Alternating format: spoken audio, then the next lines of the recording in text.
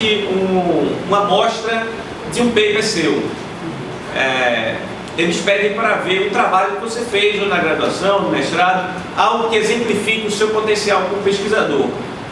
Se você escreveu algum paper para uma cadeira e um paper interessante, está aqui o momento de colocar. Obviamente também em inglês.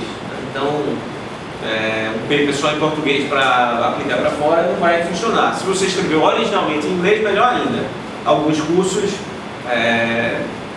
são muito abertos aos alunos já escreverem em inglês. Não sendo o caso, você vai ter que traduzir.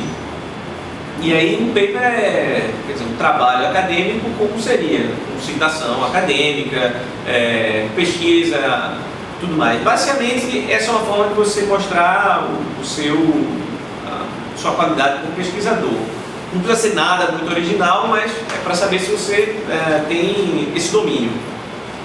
E aí o camarada faz tudo isso, passou um ano se preparando, fez o teste de inglês, fez o GRE, sofreu na preparação do GRE, falou com os professores para mandar a caixa de recomendações, pegou esses dados, histórico escolar, botou essas coisas, e aí ele vai dizer, sim, mas eu vou estudar onde? Eu sei que eu quero estudar talvez num país, talvez no continente ou na Europa. Tá? Aí você passa para a parte que é olhar que instituição acadêmica tem o melhor fit com a sua pesquisa, com os seus interesses, tanto acadêmicos quanto também de vida, quanto que ambiente você gostaria de viver mais por esse tempo que está fora. É bom se você tiver um professor que tem essa função de mentoria, que acompanha o aluno, acompanhar esse processo, ele vai dizer, olha, tais e tais instituições são boas, eu acho que você deveria aplicar para lá. Ou então você pode olhar pelo site das instituições, no departamento que você tem interesse, olha o currículo dos professores, olha o que é que os professores estão publicando, procura se tem algum aluno também do quadro de alunos que você imagina que possa entrar em contato, perguntar como é e tudo mais. Então você seleciona essas instituições que você vai aplicar. Há pessoas que aplicam até para 30 instituições diferentes. Para o meu mestrado eu apliquei para uma nos Estados Unidos, na Universidade de Illinois, em Urbana-Champaign, e para 3 na Inglaterra. Tive a sorte de ter sido aceito em todas. Na Inglaterra, Oxford, Cambridge e LSE. Mas não é o comum. E quando eu apliquei para o doutorado, eu não fui aceito em todas, claro. Eu apliquei, acho que para 7 universidades e fui aceito em 3 ou 4. Então, o negócio é que você é obrigado, e todo mundo faz assim, a aplicar para várias universidades, em lugares diferentes. Porque você pode ser aceito, mas pode também ser aceito sem bolsa. E aí a parte do dinheiro é também extremamente importante, é o ponto que eu vou abordar agora. Alguma dúvida até o momento? Qual foi o teu critério para escolher Illinois? Eu escolhi Illinois porque eu tinha visitado a universidade antes, em 2008, eu conheci uma série de professores que vieram de Illinois. Aqui o Departamento de Economia da UFPR é uma série de professores que se formaram em Illinois. Eu tinha excelente referência da universidade e visitei antes. Tinha um programa que eu queria, no caso eu fiz um mestrado em Latin American Studies. O mesmo programa existia em Oxford e Cambridge, e na LSE eu apliquei para o Development Studies. E eu visitei a universidade. Entrei em contato com um professor de ciência política, um brasileiro, José Antônio Cheguro. A gente foi tomar um café. E eu disse, professor, eu estou interessado aqui em aplicar para um mestrado, tal, não sei o quê. Aí ele falou algumas coisas da universidade e disse, olha,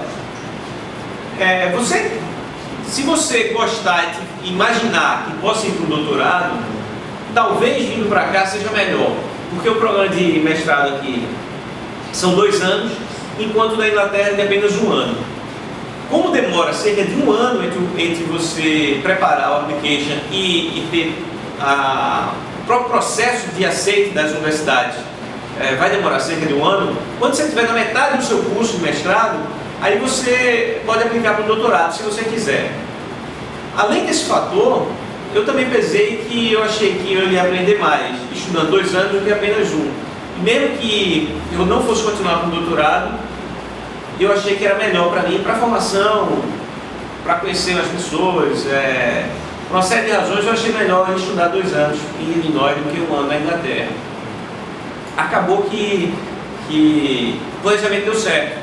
Quando eu estava na metade do mestrado, eu decidi aplicar para doutorado e casou bem, porque eu concluí o mestrado, defendi o trabalho do mestrado e logo depois, de mais 3 meses, eu já iniciava o doutorado no caso de outra instituição. Eu também fui aceito para continuar lá em Illinois, poderia até ter aproveitado algumas cadeiras que eu fiz em ciência política. Então, o critério de seleção varia por referência, quem são os acadêmicos que estão naquele departamento que você imagina que poderia trabalhar, ou que você teria interesse em fazer aulas e tudo mais. Há uma série de... E nessa parte dos professores, quem se tu destaca que te ajudou no teu processo lá? Eu tive professores aqui que foram fundamentais. Tiago Cavalcante é um professor que está na UFPR, ele também é professor em Cambridge, que foi formado em Illinois, então foi uma pessoa que eu conversei e que ele ajudou bastante. Outro é Zé Carlos Cavalcante, que é um professor de economia, eu fiz uma cadeira de economia com ele no curso de jornalismo, também foi uma pessoa que me deu uma carta de recomendação, entre outros professores que acompanharam. Para o doutorado, esse professor, o Sr. Tchemub, foi excelente. Ele foi uma pessoa que disse, não, você pode aplicar para o MIT, pode aplicar para as universidades. Eu imaginei que não ia ter chance nenhuma de entrar. Mas aí eu refiz o GRE, consegui uma boa nota, e disse, não, agora está competitivo, né? E ele foi também uma carta de recomendação. Então, procurar professores que possam ser mentores também é um meio caminho andado. São pessoas que chegam perto de você e empurram para frente, para um bom caminho. Mas é claro, você precisa estudar dentro da aula, entendeu? Você não pode ficar perturbando a esse prazo. Mas eu falei, lá em Illinois, assim, quem podia destacar no teu campus lá, na tua área? José Antônio Chigubi, um professor de economia que eu tive muito contato, foi o Werner Beck, um professor que traz inúmeros brasileiros para estudar lá em Illinois. Dentro do meu centro, teve a Angelina Kotler, que é a vice-diretora do meu centro. Teve uma série de pessoas que foram me acompanham nesse processo, né? Eu só imagino gente torcendo a favor de você. Quando você diz, olha, eu estou aqui indo para o doutorado, estou querendo aplicar, não sei o quê, eu só vi gente me ajudando. Eu acho que todos torcem para o aluno conseguir o melhor. Mesmo quando você decidir ir para outra instituição, mesmo quando você é aceito em várias, você diz, olha, eu recebi essa oferta aqui, essa oferta é melhor, mas para os professores é também uma forma de ajudar a formar um futuro colega de profissão, né? Um futuro par dentro da academia. Então, eu diria isso, quem é um professor que você admira, que você faz aula, pergunte para ele, entre em contato, que pode lhe ajudar bastante nesse processo. Até por indicar quais universidades têm interesse, se ele conhece alguém de outra universidade que poderia trocar um e-mail e de repente você tem mais informações. Então, eu acho que isso é muito importante. E aí, depois que você faz todo esse processo, das provas, das cartas de recomendação, você precisa entrar no site de cada universidade que você vai ser candidato e fazer um processo online de application. Tem um custo. Ivan, quanto é que custa atualmente? Em média, $75, varia assim, $100. Então, até $100 para eles começarem a analisar o seu pacote de application. essa análise vai ser feita por um comitê de professores. Então, é parte da carga de serviços. Né? Os professores têm uma carga de ensino, uma carga de pesquisa e uma carga de serviço. Então, alguns professores vão se reunir no final do ano, vai chegar lá um monte de documentos, o seu Statement of Purpose, são os testes, vão dividir a tarefa, olha, você lê esse, não sei o que e tal. Aí ele vai separando os que não vão entrar, vão separando assim, os duvidosos, depois se reúnem novamente em outras reuniões, até que eles decidem fazer ofertas. Até que eles decidem dizer, olha, esses alunos aqui eu acho que a gente vai ficar. São bons alunos. Esse aqui merece fazer uma oferta.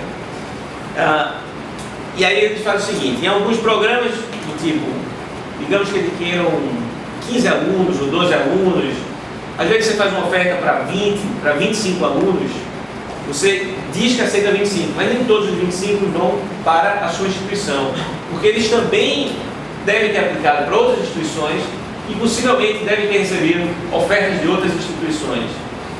Então, você joga mais no número de ofertas para poder ter um aceite na média do quanto você está esperando. Isso é uma ciência probabilística, né? A partir do histórico, de applications e tudo mais. Feita a oferta, aliás, o resultado do seu application pode ser mais ou menos 3 resultados. Você foi aceito com bolsa, e aí vai detalhar como é essa oferta da bolsa. Você foi aceito, mas sem bolsa, e a mensagem mais ou menos assim muito obrigado por ter se candidatado ao programa de mestrado, doutorado. Este ano tivemos um número incrível de candidatos excepcionais. Infelizmente não foi possível de ofertar uma vaga esse ano, mas desejamos um grande sucesso na sua carreira acadêmica e profissional. Então tem 3 respostas. Há 2 boas: aceite com bolsa ou aceite sem bolsa. Instituições como na Inglaterra, por exemplo, são mais difíceis para o brasileiro ter uma bolsa direto lá. Nos Estados Unidos, programas de universidades top que tem bom financiamento, ele vai aceitar o aluno ou com uma bolsa completa, que é o chamado fellowship. Normalmente o aluno não precisa nem trabalhar, ou você vai trabalhar para a universidade, podendo trabalhar como assistente de pesquisa de um professor ou como professor assistente. Então, num programa de doutorado, por exemplo, em certo momento você vai dar aula para alunos de graduação em alguns temas, ou tira dúvida de algumas aulas. Por exemplo, professor numa aula de estatística, o professor dá 2 aulas por semana e na sexta-feira, por exemplo, tem uma sessão de tira dúvidas, ou então uma sessão, uma espécie de mentoria, mas muito mais sistemática, ou uma sessão de mostrar código de computador, por exemplo, ficar ensinando R. Então o professor dá aula e você dá outra parte, ou você corrige as provas. Então há uma série de formas do aluno se autofinanciar junto à instituição, além de bolsas específicas. Se você for aceito sem bolsa, há formas de tentar se financiar e estudar fora. A Fundação Ford tem alguns programas. A Fundação Estudar é uma fundação extremamente interessante, que é liderada pelo Jorge Paulo Lema, que financia brasileiros através de um processo também longo, que implica em se candidatar, receber caixa de recomendação, participar às vezes de dinâmica de grupo, mas você faz parte de uma rede de pessoas excelentes. A Fundação Estudar, altamente recomendável, assim como a Fundação Lehman também oferece bolsas, e você conseguindo receber uma bolsa da Lehman, você faz parte de um grupo de profissionais do mais alto calibre. Altamente recomendável, todo mundo que queira estudar fora, procurar institutos como a Fundação Estudar, a Fundação Lehman, entre outros. Acho que já até cresceu, acho que tem o Instituto Ling, acho que há outras iniciativas que estão começando a aumentar bastante, além de canais oficiais, né? A própria CAPES parece que voltou a financiar doutorados fora, ou então facilitar alunos que estão fora para voltarem, e aí, estando lá, depois de aceito, você consegue uma bolsa no Brasil. Eu não estou tão atualizado sobre isso, mas me parece que hoje há mais facilidade do que há 3, 4 anos atrás. E aí você é aceito, né? Se você foi aceito lá, numa Yale, por exemplo, tem um outro lado muito bom, que uma vez aceito, depois que você passou nessa maratona, o departamento lhe quer. Você é um ativo, né? Um asset para aquele departamento. Para os departamentos, eles querem receber a nata dos alunos que se candidataram naquele ano. Então, você vai receber uma ligação do professor, por exemplo, dizendo: olha, vimos o seu application, muito bom, gostaríamos de reforçar essa oferta que você recebeu, venha conhecer e tal. Em alguns casos, eles têm o chamado Open House, que é um encontro que você é chamado a conhecer aquela instituição. Porque, novamente, não é apenas estudar no campo, é morar no campo por 2, 4, 6 anos. Então, algumas vezes, eles pagam para o aluno, sem compromisso, visitar a universidade. $500 para você ir visitar a universidade. Compre o seu ticket, procure um hotel, você vai passar um dia e meio conversando com os professores, tendo uma apresentação das pesquisas que estão sendo feitas, falando com outros alunos do departamento, dizendo: olha, como é aqui e tal, onde é que dá para morar e tudo mais. Então, é um chamado Open House, que é basicamente um período de namoro. Se você faz o application até ali 15 de dezembro, às vezes até o final do ano, as ofertas, as decisões só são feitas, pelo menos na realidade americana, ali entre o final de fevereiro e março. E você tem até 15 de abril para tomar uma decisão final. Decisão para onde você vai estudar, sobre que condições. Antes desse processo entre o envio das cartas de aceite e a decisão final, os institutos ficam querendo lhe seduzir. Mano, venha para cá. Aí nós, como alunos, recebemos, por exemplo, a lista de outros alunos